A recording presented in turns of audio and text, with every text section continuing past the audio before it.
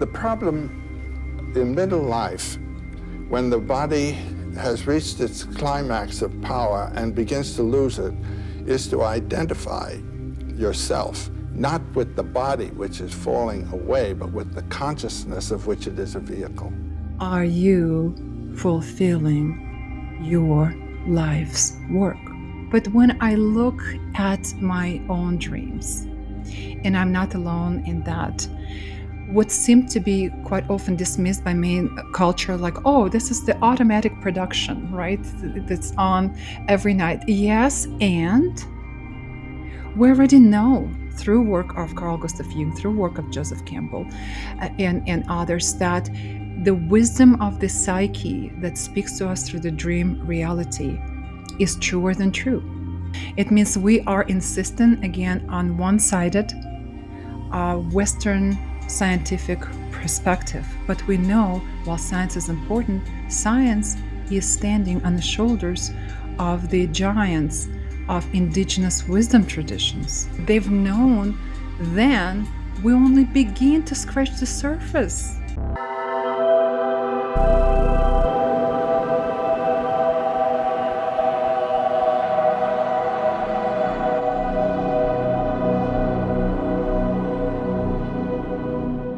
Visitors do not come merely to frighten or to bewilder us, though they often succeed in doing both. There is, I believe, something deeper at work. They want us to see the limitations of our current understanding, to step beyond the bounds of what is known, and to embrace the larger, more complex reality. To do so, however, requires that we confront our most basic fears, fears of the unknown, fears of losing our sense of self, fear of change. And in the end, it is not the visitors we must conquer, but our own resistance to transformation. Whitley Strieber, Them.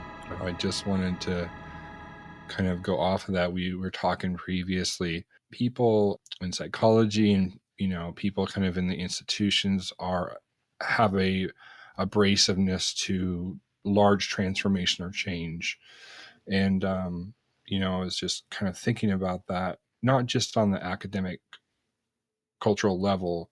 When people have very profound experiences, and you share that with someone else, it does touch on those fears and those insecurities of that own person, where they are kind of abrasive to it. They're like, I don't want to go there.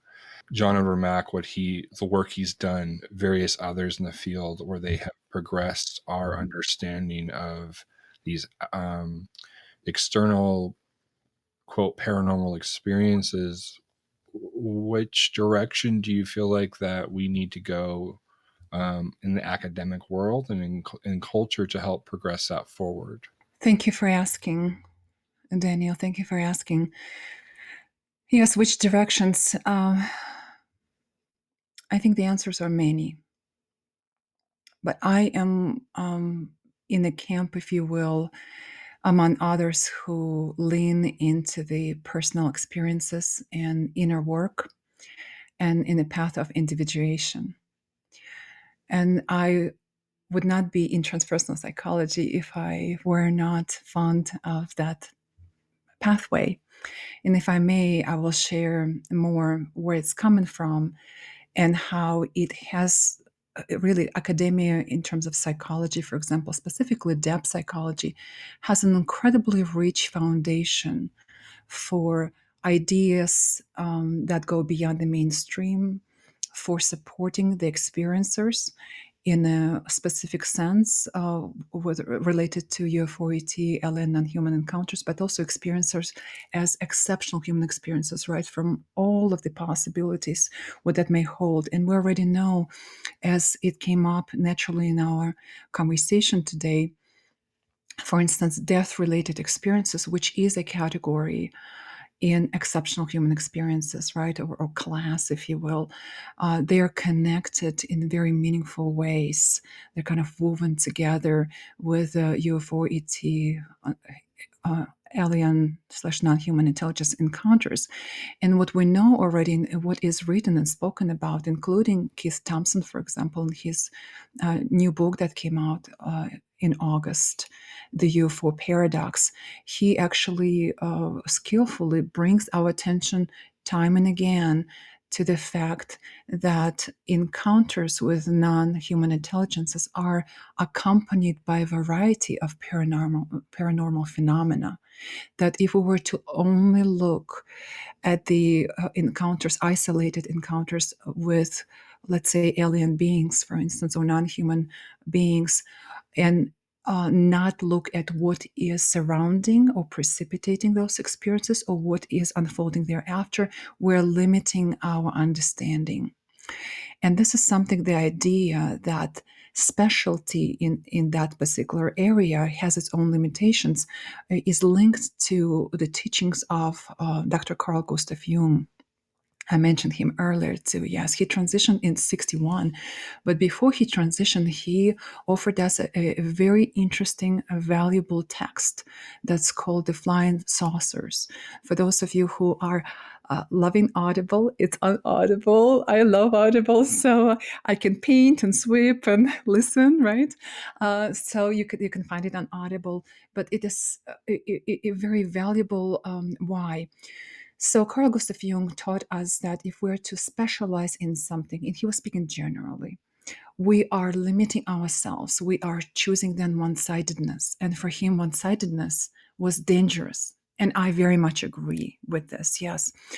For instance, coming in from a different perspective to bring a feminine perspective, Tony Wolff, one of his collaborators and close individuals who were very close to him, wrote an article in her day that is called The Structural Forms of the Feminine Psyche. And of course, by structural forms, she meant archetypes, but that was the psychological language that she was using to, again, elevate psychology. Exactly. Yes, John. Yes. Very smart and very much looking ahead, right? How to promote the ideas. And so in that article, and our viewers and listeners can find it easily on Google if you type in Tony, Toni, Wolff, the structural forms of the feminine psyche. There will be several PDFs from one of the universities, several universities that you can pull, so you don't have to invest into more than that. And it's a very short article. Take a look, and of course, utilize your own lenses, because that was then, decades ago, and now is now. Any literature that would come to from those who came before us, we need to bring forgiveness with us, because perspectives change. We can't blame them for something they didn't understand or didn't write about. It was the zeitgeist of the times, right? So they did the best they could. And that's another way how we can elevate our own experiences rather than just pound on somebody's writings for this and this and that. Let's see what we can actually distill from that person's perspective and honor their fullness of experience and perspective, but take what we need for us, right? So Tony Wolff, for instance, speaks about the 4 archetypes in that article, the structural forms of the feminine psyche. And the archetypes that she's speaking about they're delineated kind of in a quaternity way, right? And we'll get a little bit more about mandala and the wholeness and the self here in a moment. So in that article, she places mother on the top, right? The top of this vertical line. The lover or the hair terror is on the bottom of that line. And then if I were to look at the page, because I don't know how our videos are coming in, if I were to look at the page, so the Amazon is on my right as I look at the page, and the medial woman is on my left, and it would be horizontal line, right? So, and she shares with us, Tony Wolff, that naturally for a woman, when she's young, when she's still developing as a child, for instance, one of the archetypes will light up naturally. For example, the archetype of the mother can light up, for instance, because this girl may be loving to help her mom with younger siblings, for instance, right? She doesn't have to be a mother herself. And yet that archetype of the mother is lighting up, that nurturance is lighting up, that comes so naturally for her. And sometimes even in this case, little girls say, no, this is my baby, right? This is my baby. Yes. And it's like, okay, this is great. And then as the girl develops, one of the adjacent types will light up next. And by lighting up, I mean like they will kind of really become fuller manifested, right? And in this case, let's say if mother came in first, then either Amazon or medial will come in. Let's say Amazon, for instance, will come in. It can come in through sense of independence in schoolwork. For instance, when I reached the point of the third grade and my parents wanted to, and they did ask me, how's my homework? They wanted to see my homework. I said, this is my homework. Okay, this is my homework. I've got this. You have your homework. I have my homework. We have negotiated that territory. Of course, they tried, right? But we have like, no, this is my homework. You want to, know anything? Talk to my teacher. Okay, I've got this. And so this is my Amazonian nature kind of kicked in. But first to grades, I struggled greatly. My parents, because I'm so tall, I'm 6'1", so my parents were so terrified that I'm so tall, they put me in school a year early without prep. So it's like kids were reading. I was like, I have no idea what I'm doing here. It's like, I don't know. It took me a 2-year and a miracle to catch up. But by the third grade, I was like, no, my homework, not interested. Thank you so much. I'm good. And so that's the Amazon. And then Tony Wolff says, then the next one will be, for instance, medial woman, right? For instance, it's interesting in something esoteric. For instance, maybe a girl comes across an article about horoscope, right? Or expanded cartography of the psyche. There you go. That's now a language now, right? And something esoteric comes in. It's like, oh, there's an opening.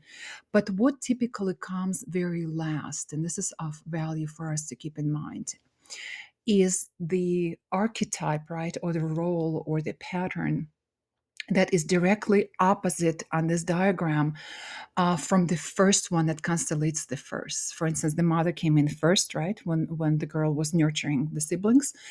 And then the opposite would be the lover or the hetera. And quite often for women, unless we are conscious, this archetype may not even constellate.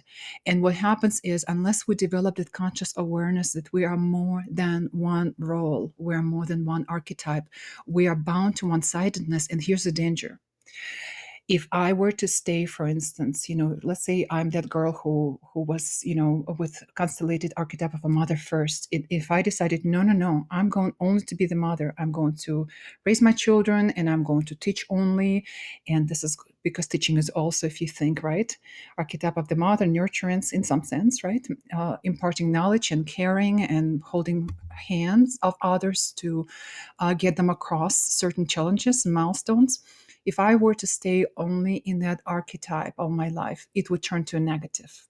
It's bound to turn to a negative because archetype is a 360, right? Perspective. It's not just the good, it's just the good, the bad, and the ugly. There you have it, right? And so, how do we keep it real? How do we keep it fresh? But how do we keep it also grounded? I believe it's through self-development. And this is where Carl Gustav Jung and the process of individuation and the self comes in. And also, to me, it's related. And for Carl Gustav Jung, it also was related to what he then called the flying saucers. Can I shift there? Can I go there? Okay. Sure. So he wrote this book several years before he transitioned. So he wrote it in the late 50s, like 57, 58, something like that. It's called The Flying Saucers. And again, it's on Amazon for those of you who are adventurous and can sit through complex language.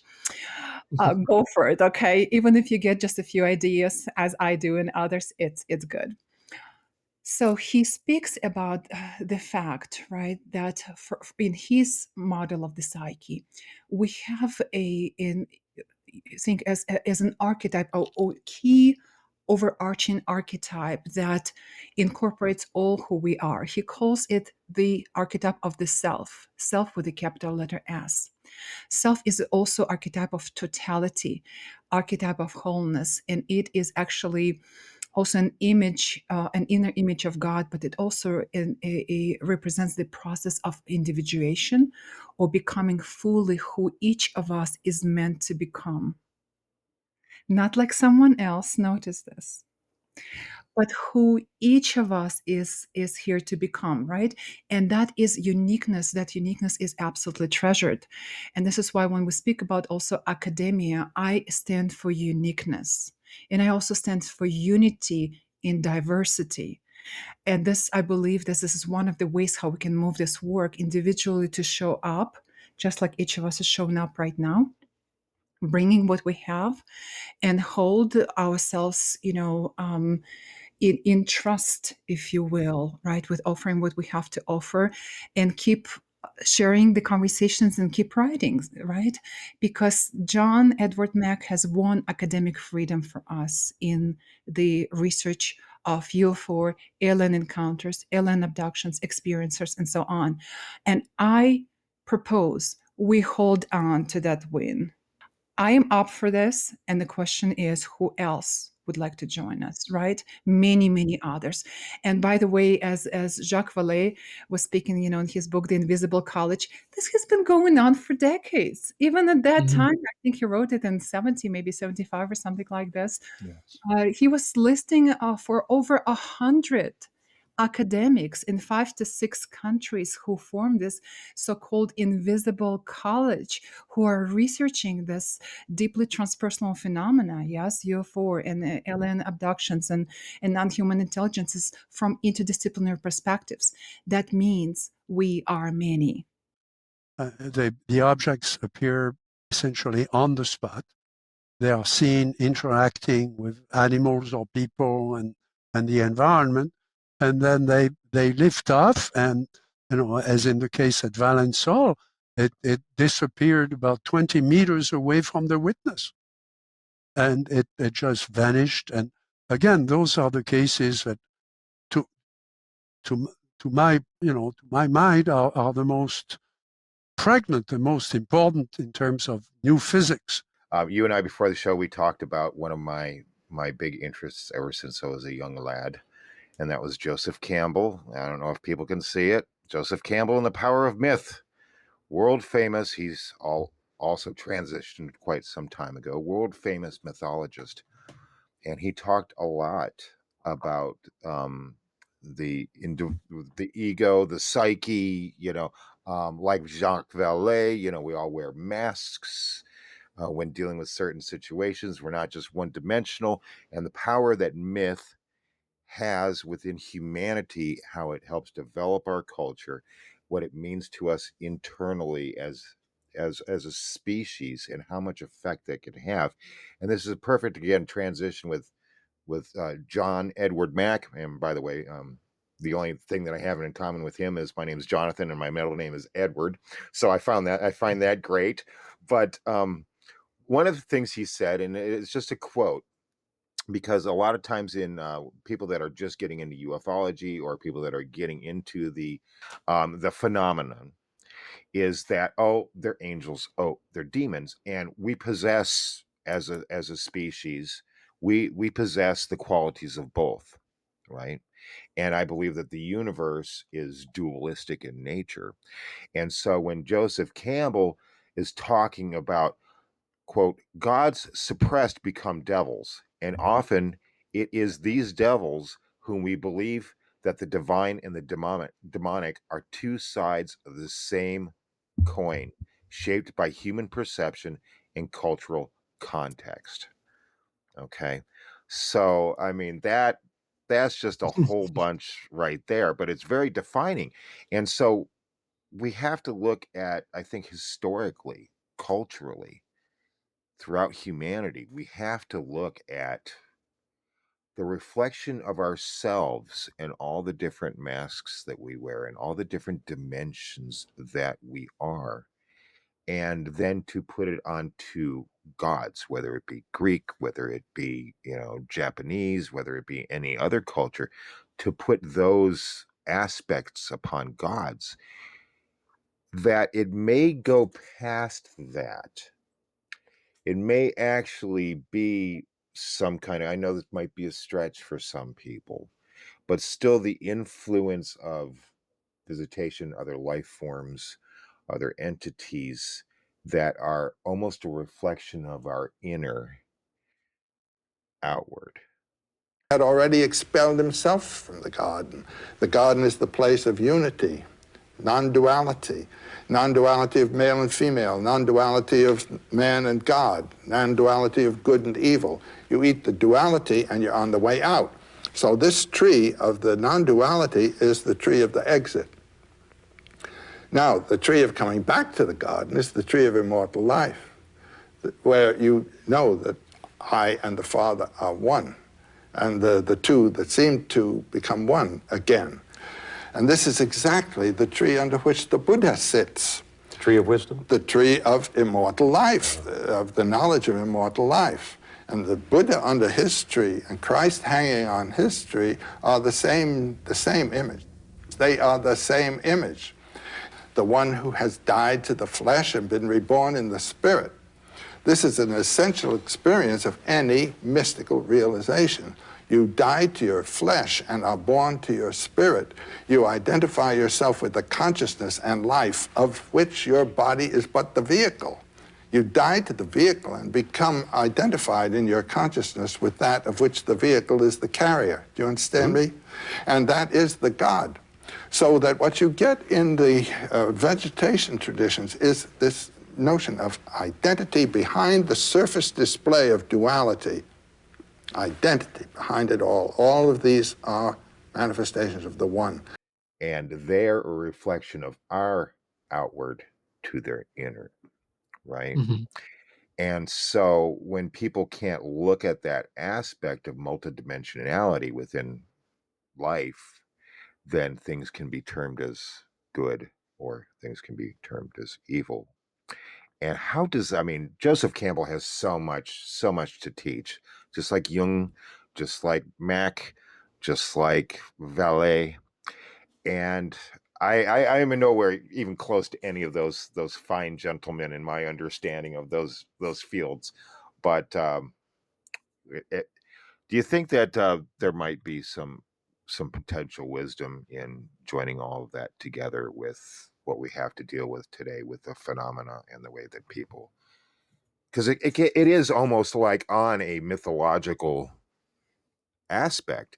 And I hear a lot of talk, I'm sorry I'm all over the place on this, but I hear a lot of talk about the new UFO religions, right? And people will, a lot of it's skepticism and a lot of it's, negativity as far as that go. And they'll try to lump in New Age philosophy and spiritualism and stuff like that into the mix. And I think that that's a lot of obfuscation going on there. I think what we're really looking at is we're at the precipice of trying to understand the human condition through the next level of religious or mythological formation due to our experiences that we're having on an everyday basis and not being able to explain them in a good enough manner or a deep manner on how it affects us individually. Yes, Jonathan, thank you. And a short answer to your question is an emphatic yes. And by this, I mean, absolutely, there's a tremendous value in bringing Carl Gustav Jung and Joseph Campbell and Jacques Vallée and Keith Thompson and others, John Edward Mack we spoke about, right, and many others together. And so here's including actually Stanislav Grof, because Joseph Campbell, Stanislav Grof have known each other, have worked together. Joseph Campbell was very familiar with Carl Gustav Jung's work. In fact, he has incorporated and woven it very well in his work. So much so that Joseph Campbell would say that myth is not something that's once upon a time in the kingdom far away. It is happening right now within each of us. Right now, it's alive and well. And perhaps when we insist on that participation in the larger cosmic mythological and also mythopsychological reality, we begin to take personal responsibility to a certain degree, right? Because it's a process, it's a journey, and say, how do I hold my own experiences? Yes, how do I hold them? And you are absolutely right. And Carl Gustav Jung also spoke to that in his book, The Flying Saucers. He said that we need to look not only from the outside in, but also from the inside out. Yes, because remember, as I mentioned, that Carl Gustav Jung postulated the collective unconscious for us, and that is one of many differences, right? That as we compare his teachings, his work with that of Freud, and so with that, the collective unconscious for Carl Gustav Jung, that collective treasure of humankind, is alive and well, and it is abundant with various archetypes. And when we think of archetypes, think of the primordial organizing principles of various instincts. There are innumerable. They're innumerable, right? There's so many of them, and yet when we speak of the archetype of wholeness, right, or the self with the capital letter S that I mentioned just earlier in our conversation, it quite often is represented by a circle or a sphere. It could be also a square or a squared circle, right? It could be a diamond. It could be any manifestations of a mandala. It is in Sanskrit, it's called the sacred circle. It also could come in as a mandala that's separated into 4 parts by a vertical line and a horizontal. And so in his book, The Flying Saucers, Carl Gustav Jung really speaks to the idea that the images that individuals see of what can be called UFO or UAP or non-human vehicles, what have you, can be and should be looked at not only in terms of material evidence, but specifically in terms of psychological, mythological, and individuation-related contexts. For instance, if we look at the archetype of the self, the totality, this is also the God image within. And there's many reasons why we quite often, encounter this manifestations while we're looking at the sky, right? We already know that there are a lot of unidentified, submerged, right, objects. That's a given, right? But quite often, even in his time, back then, we're talking, late 50s, he was writing this. It's in the sky, right? There's something spiritual about this, right? And he speaks about the invitation to wholeness, invitation to transcendence, invitation to taking our own souls and our journeys of individuation seriously. In my own language, that's a sign, right? When I have had my own encounters since I was young, but one of the recent ones was very interesting. It was on a drive from Arizona to another state, and I'm in a car with a close individual of mine, in close circle, and we both look at each other, look in front of us, look at each other, look at front of us. I was like, did you see? Did you see? It was like, oh, okay. And, conversation continues. So how close? What do you think that is? How do you think that is? And it's pitch black, right? With just very definitive and again, circular object, very, very clear landing. So to me, it's an invitation for me to go within, right? What is it teaching me? What is this witnessing of this transpersonal phenomena that goes beyond human understanding, right? If we understood it completely, it wouldn't be a mystery. But I bow to this mystery because it's an invitation for me to remember that I am made of stars, that we're all star-clad. We're stardust walking. And if we are to limit ourselves to only this, mere human identity, we're to do disservice to humanity. And this is where Joseph Campbell comes in with his comparative mythology. Notice, it's not just mythology of the ancient Greeks. It isn't. It's comparative mythology. Carl Gustav Jung work, it is not simply just, a sliver of psychology. No, it is also a comparative way to look in a comparative symbology, which he advocates in his book, The Flying Saucers. So when we decide to step away from one-sidedness, that simply means like, oh, I don't believe in that. That's one-sidedness. And humanity is all about symbolism. It's all Yes. about myth. It's all about experience and the belief in the unknown. Not such a fear, not such a shutting the door on the unknown or the unprovable. And I still think that as far as society now goes, and humanity's steps, that we may be technologically more advanced. That's argumentative with other ancient civilizations prior to where we are now. But I think that spiritually and internally, we are so far from the advancement that some of these cultures had at the time because of their belief systems, because of their way of life and the magic in the world and within themselves. And I mean, in like so many ancient cultures, some that are still around today, the Native Americans, it's we are from the sky people, and that's just it's universal. It's practically universal. We're always looking up into the sky, right? Like you said, the ocean, yes, it's like 5% or even less has been explored. We've explored more of space, supposedly, than we have of the ocean. But yet here we are, we're always looking up, and these are manifesting above us, right? And there's that connection and these ancient civilizations.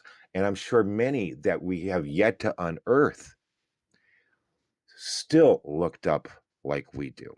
It's inherent in us. It's in our DNA. Just like you said, we're all stardust. We're all the galaxy. We're all the universe, right? It's something inherent there. But in the way that we're taught, I say that in generality, the way that we are taught is to not pay attention to those things. And I feel that makes us less advanced than our ancestors were.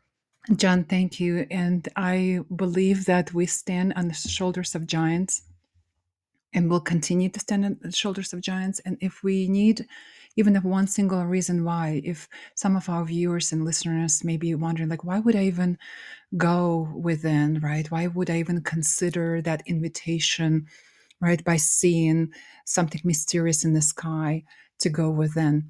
Well, why not, right? Number one, we're here. Number two, I insist we're here for a reason. How about you? Number three, we continue to make meaning individually and collectively of our shared experiences. And yes, we take different routes, but as the saying goes, all roads lead to Rome. And I use it as a metaphor only. Yes, we're all here to collectively advance, as you mentioned, in many ways, right? But that advancement also requires absolutely advancement in consciousness, first and foremost. As I shared with you, I belong to a camp who absolutely firmly believe that consciousness is primary and it gives birth to matter and so on. And so, in that, if we are conscious beings first and foremost, why not find out what we're really made out of? Right. What is within us? And as in our conversation we shared, yes, we can point fingers at others by disowning our own contents of the soul and projecting it upon others. We can do it individually, we can do it collectively, we can do it with different cultures, continents, countries, and so on. And the history shows us we've done enough of this, projecting our own shadow. And by shadow, I mean the union concept, the unlit part of our psyche or the unconscious that we are not ready yet to befriend, to work with productively, conscientiously, and on our own behalf and that of humanity. And if I may also return back to Carl Gustav Jung's ideas, right? Because it reminds us that we are multiplicity. We're not just, quite often we think ourselves like, oh, me, I'm just one individual, but are we really? Many of us know about internal family systems. It's becoming more and more popular. Oh, IFS, yes, that actually postulates that, yes, there are many parts of us, right? And those parts need to be in conversation, need to be in dialogue, right? And those those aspects of us that are not our parts really need to be uninvited out of our system, right? And I'm talking about unattached burdens here, just a short side reference. But those ideas were very well developed by Carl Gustav Jung, tremendously well. And even Freud himself was talking about the ego, the id, and the superego as the three parts, right, of the psychic territory. And Carl Gustav Jung spoke about 5 main archetypes that belong to each of our psyche, regardless of the gender, regardless of our identification. Of course, the perspectives, different. We can navigate it depending on where we are with those elements. But he spoke about the persona, or John, this is the masks that we wear. Here's the Joseph Campbell's idea, right? The many masks, right? Too, and of course, he has expanded this tremendously in comparative religion, comparative mythology way. So then we have the shadow or unlit part of our psyche that quite often we have to abandon to belong, to make it in a society, to grow up, to survive, to what have you. It's legitimate. But there comes a point in time, and this is a lifelong journey for each and every one of us. None of us are exempt, where we continue to retrieve the parts from the darkness of our own unconscious and saying, come here, let's have tea. What do you have to teach me? Because for Carl Gustav Jung, the shadow is not simply the negative, it also contains the very gold of the personality. And this is where Joseph Campbell also teaches us that where you're going to find the gifts where you want, least want to look at, right? And it's going to something, will come up when you look at what you don't want to look at. It will bring salvation of a kind, right? As a metaphor. Yes. And then Carl Gustav Jung. So we talk about the masks, right? Or the persona, the shadow. And then there are 2 elements that, or if you will, archetypal, if you will, forces, anima and animus. Anima ends with an A, as a feminine side of the masculine psychic nature. We all of us have both, right? Masculine, feminine, regardless of the gender. And animus, with you asked, is same element, but only it's a psyche of a woman, right? And then the 5th one is the self, or the overarching archetype of wholeness, with the capital letter S, the archetype that shows, points us towards individuation. So in that totality that we are to navigate together all our lives, I wonder how often we shy away from welcoming what is legitimately ours, right? And what if we were to dare to have that courage level of 200 that David R. Hawkins encouraged us to have, right? Individually and as a humanity, and say, I will work with what presents itself to me by day and by night. And when I work with individuals outside of academia, in incorporating, their dream life, right, into their inner work, incorporating their visions, their visionary journeys, visionary experiences, their lives change. I do the same for myself. I'm always in process, and my process kind of tends to be like big process. So I'm one of those. If your process is kind of on the larger side, hey, guess what? You're not alone. And of course, there are more kind of subdued times where it's like, okay, I just need a little breather. Okay, I just need a little breather. But when I look at my own dreams, and I'm not alone in that, what seemed to be quite often dismissed by main culture, like, oh, this is the automatic production, right? That's on every night. Yes, and we already know through work of Carl Gustav Jung, through work of Joseph Campbell, and others, that the wisdom of the psyche that speaks to us through the dream reality is truer than true.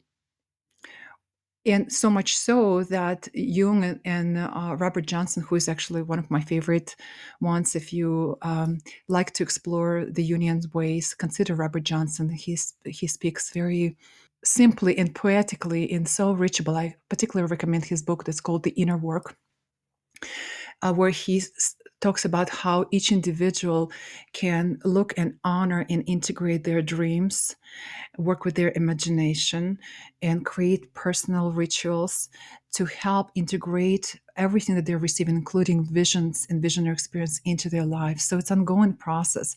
But when I look at my dream life, and I usually record my dreams, specifically the ones that I feel like I can't hold on to this, I need to record it. So I have an app, I have iPhone, I have an extras.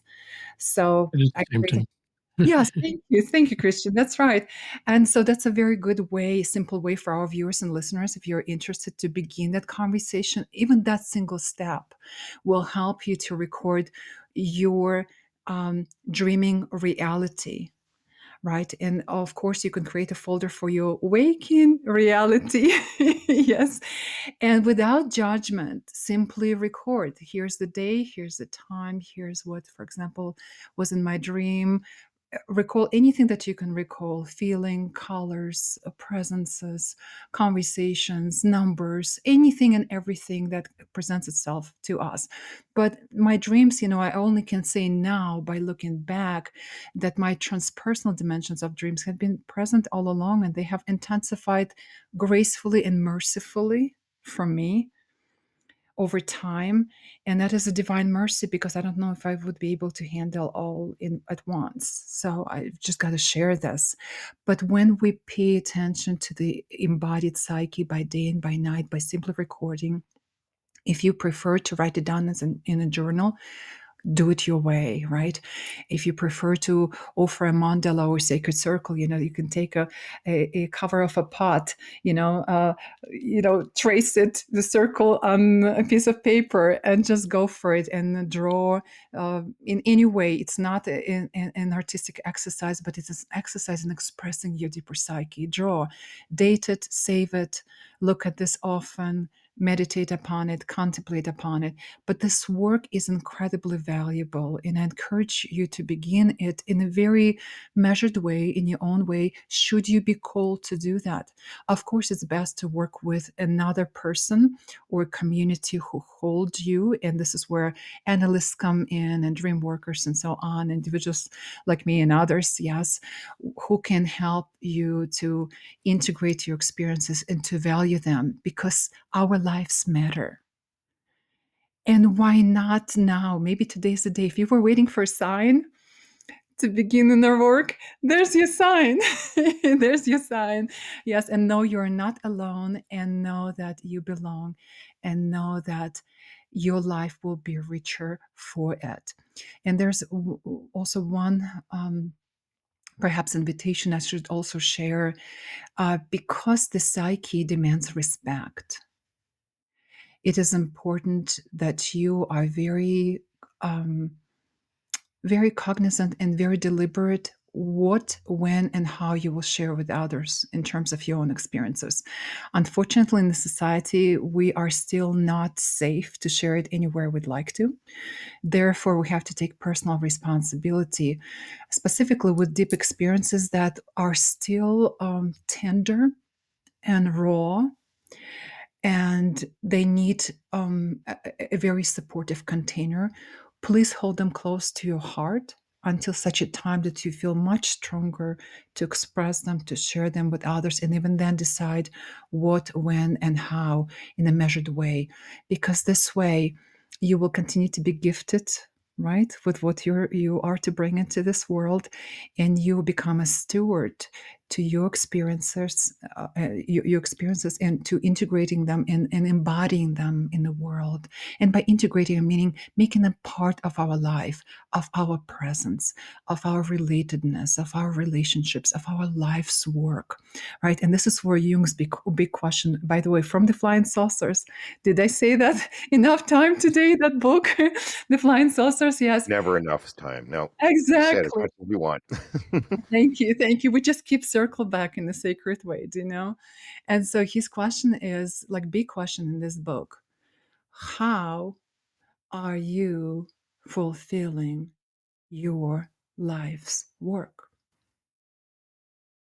I think there's a big reason, more than one, why he placed that question emphatically. in the book that's called The Flying Saucers. If we were to take everything that we're gifted by day and by night, right? Not only by stepping outside and being gifted with the experience that way, but also by going to sleep and having a legitimately full celestial experience, for instance, right? Experiences are many, but let's say celestial experience.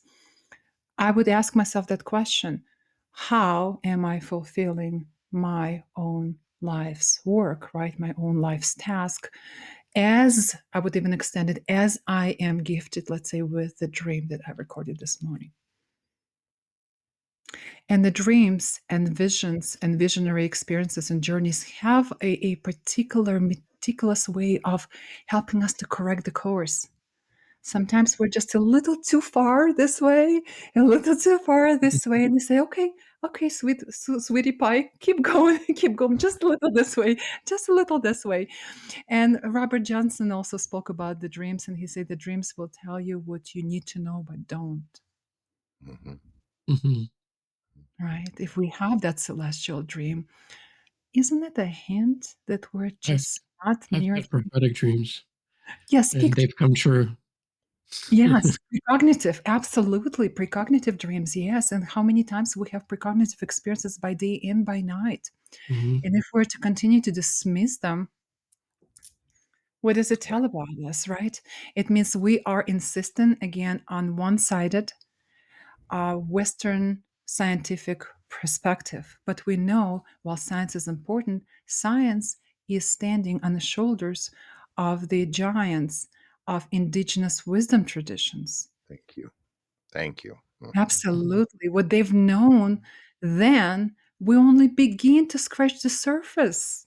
Mhm. And then And they'll be like, "Look, we just discovered this." And you'll be like, "No, you didn't. This is old knowledge. You're just rediscovering it." It's like Columbus yeah. discovered America. No, he didn't. Like it's somebody else did before him, but it was a stake of claim. But Right. wow, wow. Yeah. I mean, I this just hits all the right points, Mariana. I just All of them. I just wanted to say that, and it is a question, but I'm going to go out on a limb and assume that throughout your life, gathering this knowledge and coming across all of this, it probably had a profound change in perception was where, like, at least for me, like the way I view everything now is weird compared to the normal standard.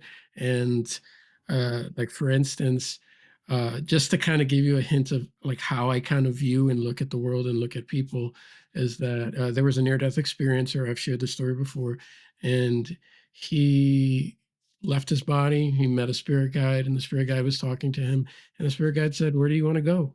And he's like, he was enamored by his radiance. He's like, "I want to go where you're from." And he's like, he's like, "You're from where I'm from. However," he says, "that you're going to have to develop a bit more to get there because the frequency is much higher." His words, that's what he said. It's much higher, and you would have to work on some things. And he's like what? And he's like, "Well, not being prejudiced for one."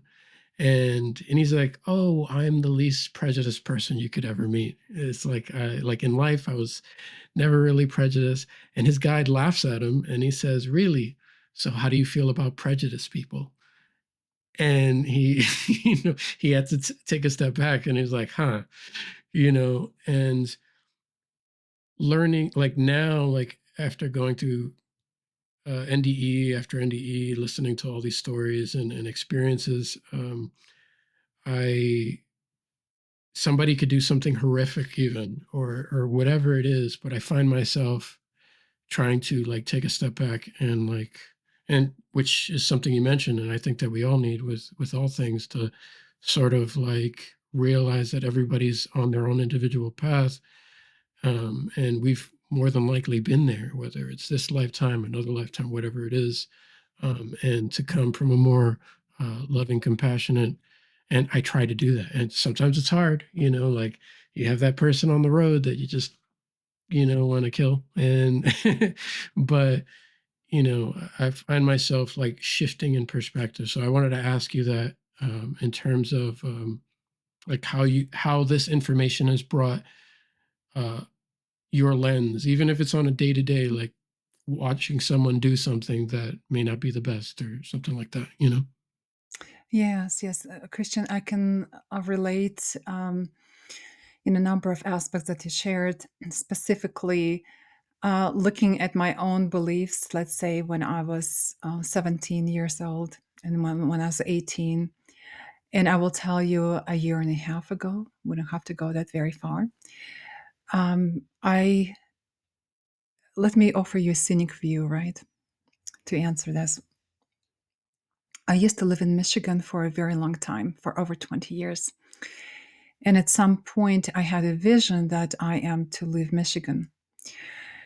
And it was so strong, and it was by day, and it was absolutely unmediated by any medicine of any kind, because that's not my way. I respect it, and I help others who work with psychedelics, but this is simply not my way. It's not for me. The veil is very thin for me, the way it is. And so I work with what I'm gifted with, right? My intuitive capacities. So for me, I haven't had an alcohol for close to 7 years. I never taken any psychedelics, any indigenous medicine whatsoever. It's simply not my way.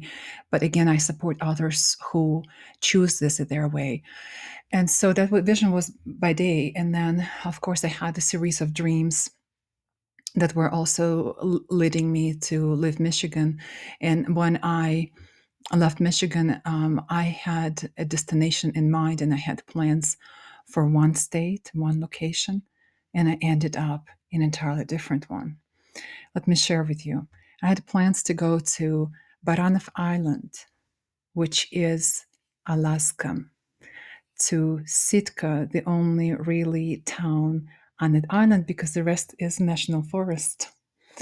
That's pretty So, cool. yes, it is pretty cool territory, and it's very similar landscape to this Sakhalin Island where I was born and grew up. And a friend of mine, we went to school together, grad school, long time ago. He said, "Well, I will help you." The plan was that I reduced my belongings to a car, Kia, not Kia, forgive me, Kia was before this, Honda, 2014. That was my belongings, and a dog, right? So that was my plan, because there's just no other way. And my friend said, "Okay, I'm going to help you to get on the boat, because with the dog I couldn't fly. He was not the breed that airports would put in the technical compartment. There's just all sorts of things you can imagine." So to fetch a boat from Bellingham to Sitka, which was like days of, water adventure. And my friend from ITP, Institute of Transpersonal Psychology, where he and I went both together, he said, "Okay, I will help you to get you on a boat, but maybe before you go to your Sitka, we could go to Santa Fe. So I'll meet you in Santa Fe if you're going to be driving anyway." I said, "Sure." So we meet each other in Santa Fe, spend a couple of days there. And the plan was to go to California, where I have several friends, spend time there with them, and then he would help me to get on a boat. So he would basically, the plan was for him to follow me to make sure that my dog and I are safe and we're on the boat, we're on the way to Sitka. So, and after Santa Fe, he says, "Well, I would like to go to Sedona." I said, "Like, why would you go to Sedona?" He said, "Well, I haven't been for 20 years. I said, "I've never been to Sedona. I have no interest of going whatsoever." And typically, it's not in my nature to just argue till the cows come home. But that was one of those moments that I felt very impassionate, and we argued about this. So I finally said, "Listen, I'm putting this on the record. I'm only going to Sedona because you are my friend." We arrive to Sedona. We go to one of the vortices here, and I'm sitting with my dog under a seemingly unalive tree on the vortex, Boynton vortex. And my friend went one direction on the vortex, to have his own experience. And my dog and I were having our own experiences, And I had a very interesting encounter with a woman who I don't think would be a woman. And I am sitting here by myself there. My dog is with me. My dog's name, by the way, is Star. So a woman is approaching me, and no one else is around. All tourists are at different locations. I could see them, but they are not in my vicinity. And she's approaching me, and she's sharing. She's asking me. She's like, "Oh, what's your dog's name?" I said, "Star." And she looks at me. She says, "Well," and then at him and says, "Star, your mom named you well." And she says, "Well, may your day be filled with many miracles." And she's passing me on my right. And I'm surprised by this whole conversation. I have not initiated this, and I'm like just participating, right? I'm being willing to the best of my capacity.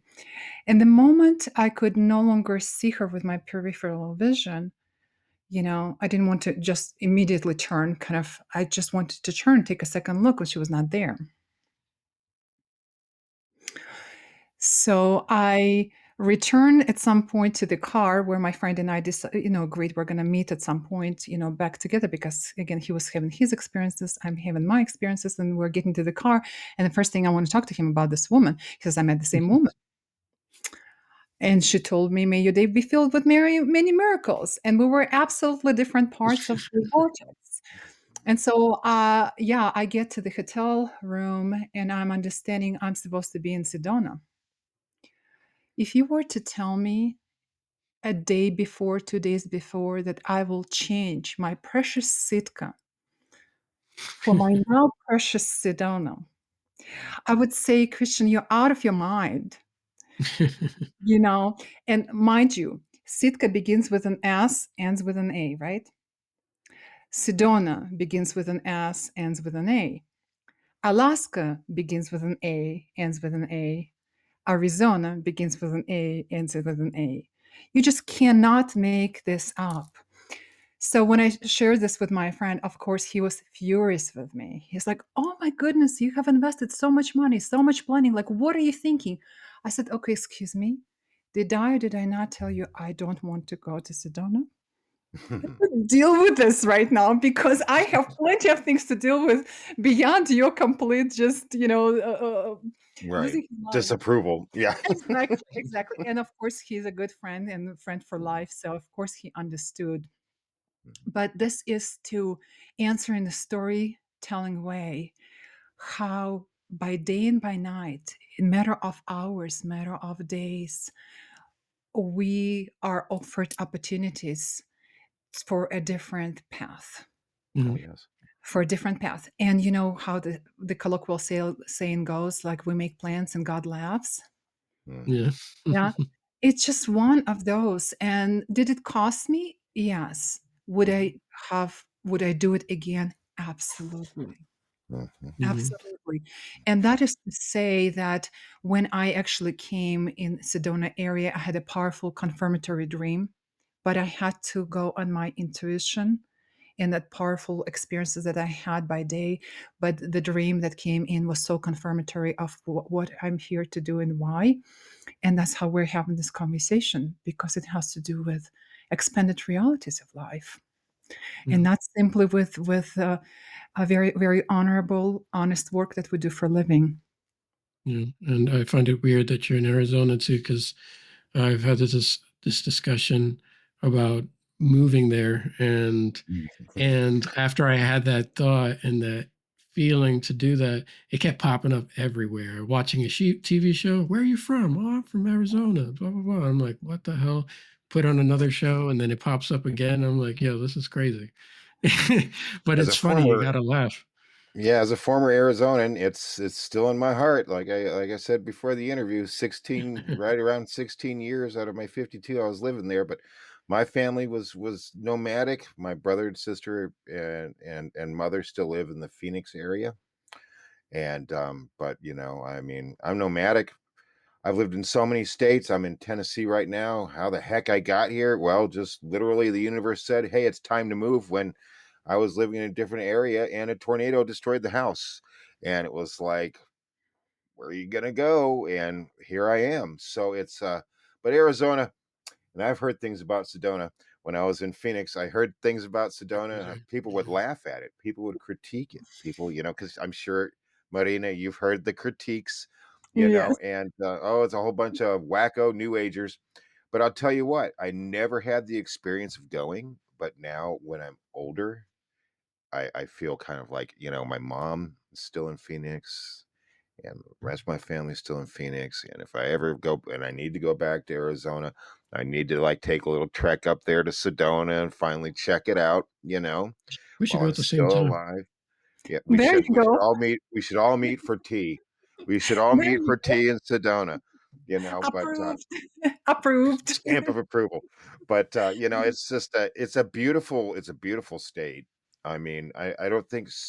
Correct me if I'm wrong. I don't think saguaros grow in Sedona, but I miss saguaros so much. They're such a majestic spiritual plant for me. I used to walk around in the desert for hours on end with a walking stick to chase away the rattlesnakes and looking for crystals and everything else. And gosh, I just miss it. It's such beautiful country. Even Flagstaff where it snows and such, it's just beautiful country.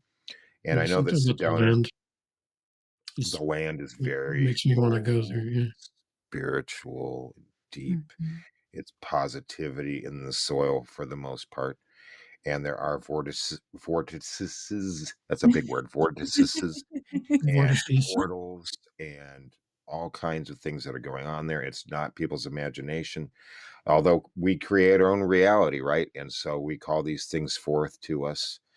And yeah, one of these days I'm going to have to go, and we're all going to have to get some tea or coffee or have dinner or There something. you have it. And yes, definitely would be. I'm looking forward to our tea party, That's and right. I'll be also the Mad Hatter. yes, yes, and also provided the weather permits, there are very interesting UFO tours here Mm, in yeah. Sedona, and actually in August of 23, end of August, beginning of September, I went to one, and because it was monsoon season still, we had to wait so many days. We had to reschedule more days that I care to count. And yet at the same time, when it happened, we had a small group, all strangers, right? May never see each other again. But I believe it was 7, 8 of us here in Sedona by night, and of course we had hour and a half lecture, full lecture of what we do, how we do, and we only could count if everyone in the group agreed that it matches the criteria. And so we counted more than 10 just in one evening with military grade glasses, binoculars. So there's more happening here than, of course, than it would be in more traditional parts of the country. But I also, and by the way, before going to Sedona with my friend, I've never been to Sedona. And there's something to be said about my absolute resistance to Oh meet yes. my own destiny. So how often do we resist to the very destination that is ours and then marked for us, and everything aligned just miraculously once I said yes, I am pivoting, Into it. complete pivot, exactly from an island, Baranof Island, Sitka, to Sedona. And then of course that confirmatory dream was like, oh, uh-huh. I woke up and I still remember, it's like an old dream. I was receiving information, and it was shared with me in time and again in different ways, that I woke up just knowing this is so, and this is how it is, and I accept. More than that, I embrace it. So sometimes messages need to come, quite often they need to come when the conscious mind, or the intellect rather, is somewhat offline in the dreamscapes, exactly, so that we could fully receive what we need to receive. Yes, and of course, speaking in the language of Carl Gustav Jung, this is the land where the unconscious speaks, right? And the unconscious speaks something that we are not aware of. And as we already know, and this is well known in the mainstream too, that while we think that consciously we are in the driver's seat of our life, unless we work with the unconscious, who quite often is informing the driver in all sorts of ways, yes, we are not given ourselves a full chance. And this is where I would also in all of this, if you were to ask me, and I would ask myself now, what blessings I would bestow upon our viewers and listeners if I had a chance, and I have a chance. And my blessing is, may you always follow your highest destiny. And may you receive all of the support, terrestrial and celestial, to fulfill your highest destiny time and again. That's right. Very wise. Very wise. Thank you for sharing that, Daniel, Chris. I think that's a good place to end it. Oh, yes. I mean, there would be no end. I think we could probably go for another 6 hours, but Yes. hey, there's nothing stopping, you accepting an invitation to come back on in the future date. I think that we'd all be down for We'd that, love guys. for you to. Gladly. Gladly. Well, Marina, thank you so much for coming on the show. Again, thank you for sharing all your wisdom, all your expertise, and everything that you've learned. If people are wanting to contact you or come across you or your website, how do they find you? AscensionOracle.com. There's also a Saybrook profile. If you type in my name, Marina, Marina, middle initial A, and last name Smirnova, Smirnova. You could see my profile at Saybrook University. That would be for your academic pursuits. But if you would like to work with me on integrating your reality shattering experiences, dreams, visions, encounters, visionary journeys, ascensionoracle.com would be the way to contact me. Cool. Thank you. We'll have that on the screen as well, and with your website and everything, so people know exactly where to go. So thank you so much again for coming on the show. And everyone, like, share, subscribe to Cosmic Convergence, and please follow and go to her website. Thank you so much, everyone, for joining us today. Thank you. Blessings.